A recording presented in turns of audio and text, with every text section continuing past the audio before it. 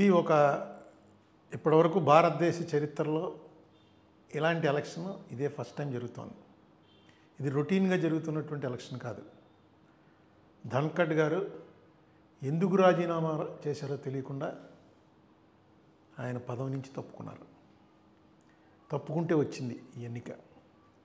డెఫినెట్గా మోడీ గారితో డిఫర్ అయ్యే ఆయన తప్పుకుని ఉంటాడని అనుకోవాలి. ఎందుకంటే మోడీ గారితో డిఫర్ అవ్వకపోతే రాజీనామా చేయవలసినంత పని లేదు. ఒంట్లో బాగోపోతే 4 రోజులు ట్రీట్మెంట్ తీసుకుంటారు. డిప్యూటీ చైర్మన్ నడుపుతాడు. అసలు యాక్చువల్గా డిప్యూటీ చైర్మన్లే నడుపుతారు. చైర్మన్ ఊరికే వచ్చి చైర్మన్ ప్లస్ ఉపరాష్ట్రపతి ఒకళ్ళే ఉంటారు. వాళ్ళు వచ్చి కూర్చుని కాసేపు ప్రభుత్వాన్ని కాన్స్టిట్యూషనల్ హెడ్గా వచ్చి కూర్చుని నడిపి వెళ్ళిపోయిన తర్వాత డిప్యూటీ చైర్మనే నడుపుతూ ఉంటారు. ఈయన ఎందుకో హఠాత్తుగా ఇప్పటివరకు ఆ సస్పెన్స్ అలాగే ఉంది. ఇల్లు కూడా ఖాళీ చేశారని మొన్న వచ్చింది. చాలా తీవ్రమైనటువంటి మనోవేదనకు గురైనటువంటి ధన్ఖడ్ గారు కాన్స్టిట్యూషనల్ ఎక్స్పర్ట్ ఇన్ లా, అది కూడా మనం మర్చిపోకూడదు. ఆయన వెళ్ళిపోయారు.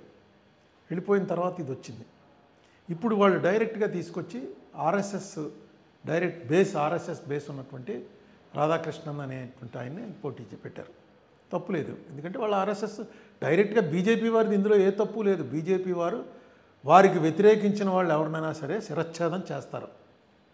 బీజేపీ వారికి ఇప్పుడున్నటువంటి రాజ్యాంగం మీద ఉన్న కానీ ఇప్పుడున్నటువంటి నేషనల్ ఫ్లాగ్ మీద కానీ సెక్యులర్ సెటప్ అంటే ముస్లిమ్స్, క్రిస్టియన్స్, హిందూస్ అందరూ కలిసి ఉండాలనే సెక్యులర్ సెటప్ మీద కానీ ఏమాత్రం నమ్మకం లేదు. 100 ఏళ్ల నుంచి అలాగా దాన్ని నడుపుకుంటూ వచ్చారు. వాళ్ళ ఐడియాలజీ వాళ్ళది. దాంతో నేను డిఫర్ అవ్వను. ఎందుకంటే వాళ్ళ ఐడియాలజీ తగ్గట్టుగానే వాళ్ళు చేస్తారు.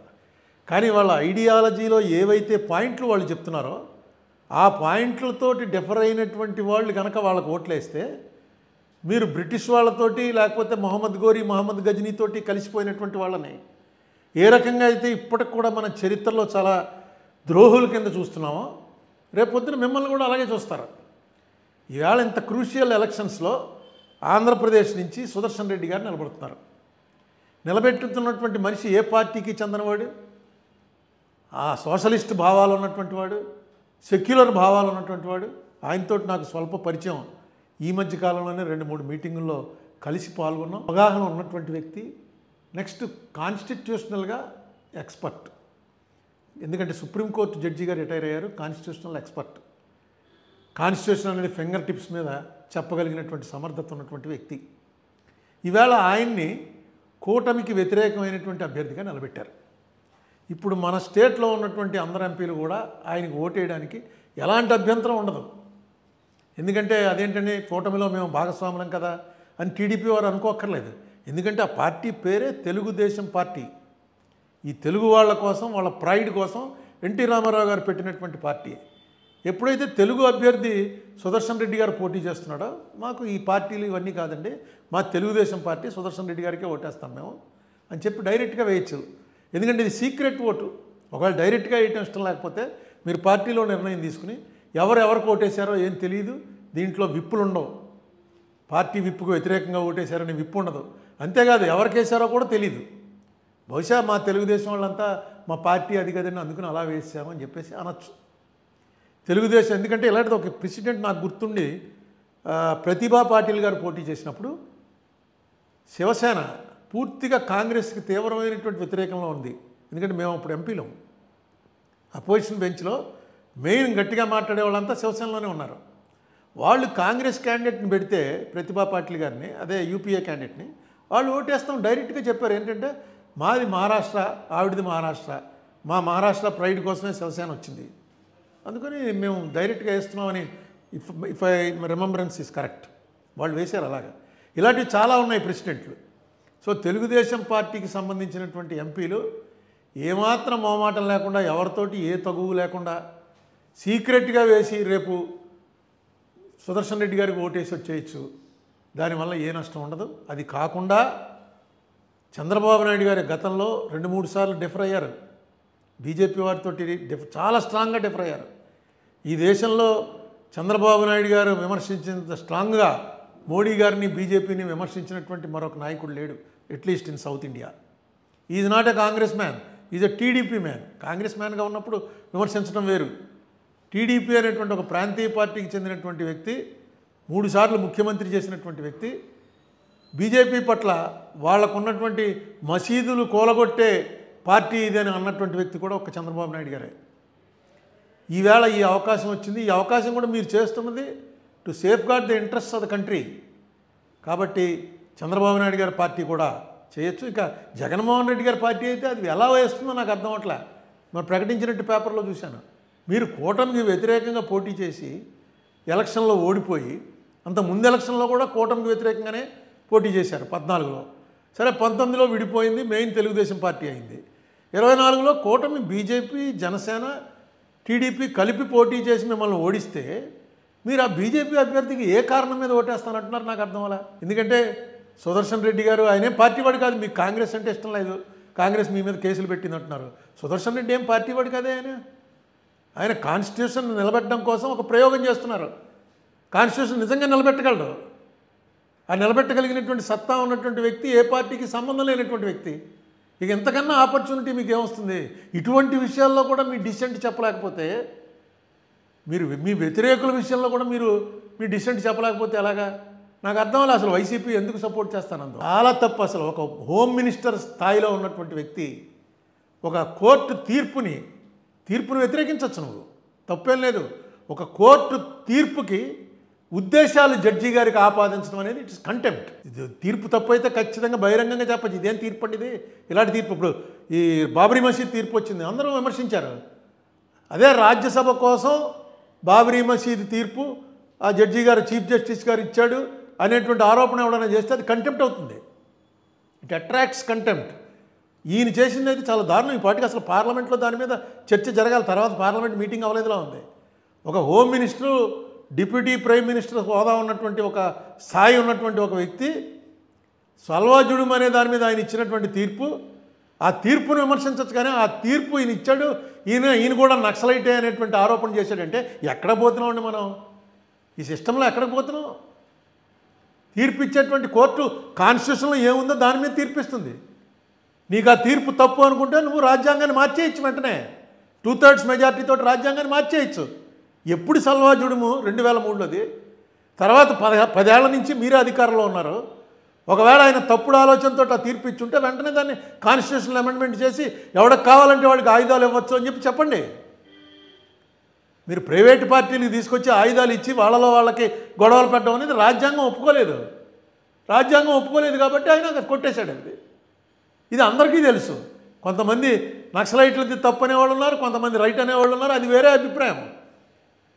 రాజ్యాంగపరంగా ఆయుధాన్ని పట్టుకుని తిరిగేటువంటి హక్కు ఓన్లీ పోలీసులకి, మిలిటరీకి, పారామిలిటరీ దళాలకే ఉంటుంది.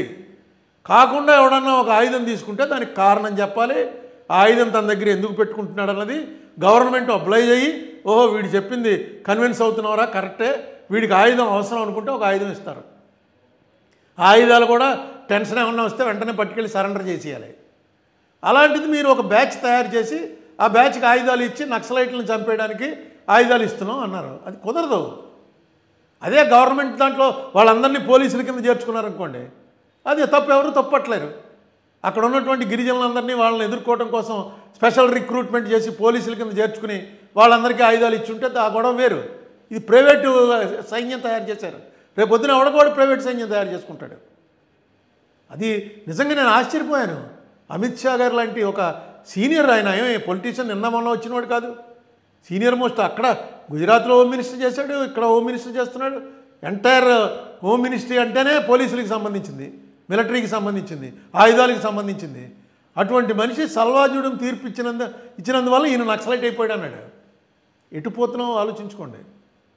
చాలా మొత్తం వాటి మీద ఒక గ్రిప్ తీసుకునే ప్రయత్నంలో భాగంగానే ఈవేళ రాధాకృష్ణన్ గారిని దనకడి చేత రాజీనామా చేయించారని నేను అంటాను. అందుకే ఆయన కూడా మాట్లాడలే. లేకపోతే ఇది ఆరోగ్య కారణమనో ఇంకోటనో ఆయన వచ్చి చెప్పాలి. ఏం మాట్లాడలేదు ఆయన. రకరకాల ఊహాగానాలు స్ప్రెడ్డింగ్లో ఉన్నా సరే ఆయన ఏమి మాట్లాడకుండా వెళ్ళిపోయాడంటే డెఫినెట్గా వీళ్ళ ఆదేశానుసారం ఆయన తప్పుకున్నాడు. వీళ్ళతోటి తిరగబడి నిలబడే శక్తి లేక కామ్ అయిపోయాడు ఆయన. ఇంకొకరిని తీసుకొచ్చి పెట్టారు. ఇది మార్పుకి ఏ రకమైనటువంటి మార్పు వైపు వెళ్తుందో ఆలోచించండి. ఒక్క విషయం మర్చిపోకండి, ఆర్ఎస్ఎస్ అనేటువంటి మాతృ సంస్థ, దానికి సంబంధించినటువంటి బైబిల్, భగవద్గీత, ఖురాన్ ఏంటంటే పాంచజన్యం అని తెలుగులో ఉంది, బంచ్ ఆఫ్ థాట్స్ అని గురూజీ గోల్వాల్కర్ గారు ఏదైతే రాశారో అదే ఆదర్శం. వరుసగా దాన్ని అమలు చేసుకుంటూ వస్తున్నారు. దాంట్లో ఆయన క్లియర్గా రాశాడు, ముస్లిమ్స్ క్రిస్టియన్స్ ఈ దేశంలో ఉండటానికి అర్హత లేదు అని రాశాడు ఆయన. అలాగే సోషలిస్టులు అంటే కమ్యూనిస్ట్ పార్టీ వాళ్ళు కానీ, ఇందిరాగాంధీ కానీ, వీళ్ళందరూ సోషలిస్టులు జయప్రకాష్ నారాయణ గారు కానీ, వీళ్ళెవ్వరికీ కూడా ఈ దేశంలో ఉండేటువంటి హక్కు లేదు.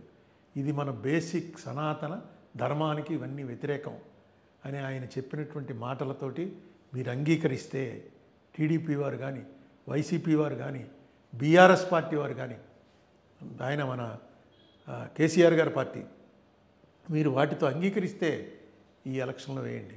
ఇదేదో వైస్ ప్రెసిడెంట్ ఏదో చిన్న ఎలక్షన్ అనుకోకండి. ఇలా వైస్ ప్రెసిడెంట్ కానీ ప్రెసిడెంట్ ఎలక్షన్ కానీ ఇప్పటివరకు భారతదేశంలో ఎప్పుడు రాలా. ఇది రాజ్యాంగ ఉండాలా, బీజేపీ ఉండాలా. బీజేపీ అనేటువంటి పార్టీ రాజ్యాంగాన్ని పక్కన పెట్టి ఈ దేశాన్ని పరిపాలించడానికి ఫస్ట్ మెట్టిది. ఇప్పటిదాకా డెమోక్రటిక్గా వచ్చారు. ఉన్నటువంటి వైస్ ప్రెసిడెంట్ని ఆల్మోస్ట్ పారిపోయేలా చేసి వైస్ ప్రెసిడెంట్ ఎలక్షన్ తీసుకొచ్చారు.